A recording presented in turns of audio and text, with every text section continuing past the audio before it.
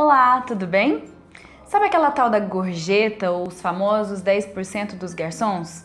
Então, aqui no Brasil, essa taxa de serviço ela não é obrigatória. Fica a critério do cliente pagar se gostar ou não do serviço. Porém, quando esse valor é pago, será que ele realmente é repassado para os garçons? Me acompanhe, pois nós vamos falar sobre o assunto.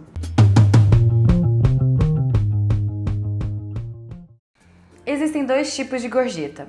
Aquelas que são pagas espontaneamente pelo cliente diretamente ao garçom e aquelas pagas juntamente com a conta que é repassada ao estabelecimento e, teoricamente, o estabelecimento repassa essa quantia ao garçom. De acordo com o artigo 457 da CLT, Consolidação das Leis do Trabalho, em seu parágrafo 3º, são gorjetas não apenas os valores repassados ao garçom de forma espontânea pelo cliente, mas todos os valores que são repassados como gorjeta ao estabelecimento. O problema é que quando a gente paga a nossa conta e vai embora para casa, sempre fica aquele questionamento. Será que aquele valor pago a título de gorjeta dos 10% para o garçom, será que ele realmente foi repassado ao garçom? Atualmente, apesar da CLT no artigo 457 dizer que a propriedade das gorjetas é integralmente dos garçons, alguns estabelecimentos fazem a retenção de um percentual desse valor recebido pago pelos clientes. Isso mediante um acordo coletivo que é feito entre o Sindicato dos Empregados e os empregadores, que combinam algumas normas trabalhistas, o que permitiu que fosse feita essa retenção de alguns valores. Alguns estabelecimentos retêm 30%, 40% e o restante disso que é repassado aos garçons.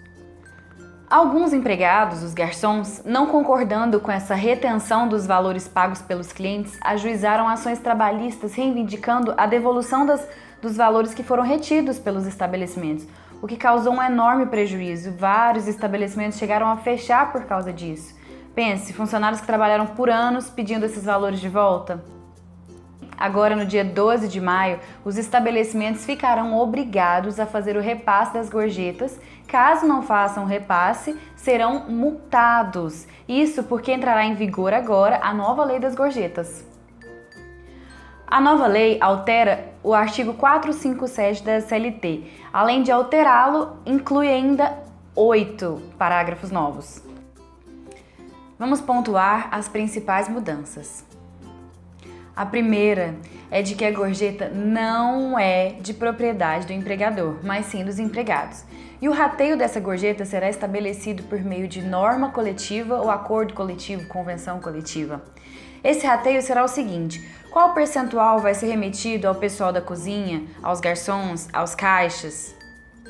O segundo ponto é que as empresas optantes pelo Simples Nacional poderão reter até 20% do valor das gorjetas para pagamento dos encargos sociais com os trabalhadores. Já as empresas que não optarem por esse tipo de regime diferenciado poderão reter até 33% do valor da gorjeta para a mesma finalidade, arcar com as despesas sociais dos seus empregados. O terceiro ponto é que a gorjeta ela deve ser anotada na carteira de trabalho do empregado, constar no contra-cheque com o valor médio do período de 12 meses. O quarto item é que caso haja a entrega de gorjetas por fora, entrega do cliente ao garçom diretamente, por meio de convenção ou acordo coletivo, será estabelecido de forma facultativa se o empregador poderá reter um percentual desses valores. Quinto ponto. Se por acaso, após 12 meses, o empregador, o estabelecimento, optar por encerrar a cobrança dos 10% da taxa de serviço, esse valor das gorjetas integrará o salário do funcionário. Assim, o empregador terá que arcar com essa diferença com a retirada das gorjetas. O sexto ponto é que as empresas com mais de 60 funcionários, os funcionários vão eleger uma comissão para estabelecer alguns funcionários responsáveis pela fiscalização e cobrança da distribuição da gorjeta. Para as empresas com menos funcionários, será estabelecida uma comissão intersindical para resolver os mesmos problemas. Sétimo ponto.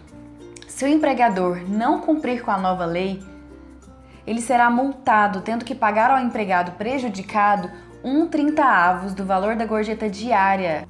E caso o empregador insista em não cumprir a lei pelo período de 12 meses, essa multa será triplicada.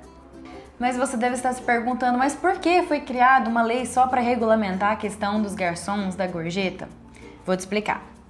O Tribunal Superior do Trabalho, por meio da súmula 354, decidiu que todas as gorjetas, tanto as pagas de forma espontânea pelo cliente, quanto as que são repassadas ao estabelecimento, elas integram o salário do funcionário, servindo de base para calcular 13º, FGTS e férias. Pelas razões expressas aqui, alguns estabelecimentos optaram pela não cobrança dos 10%, então é comum você chegar em algum restaurante, algum bar e ver aquela plaquinha: não cobramos taxa de 10%. Por favor, não repasse gorjeta aos garçons.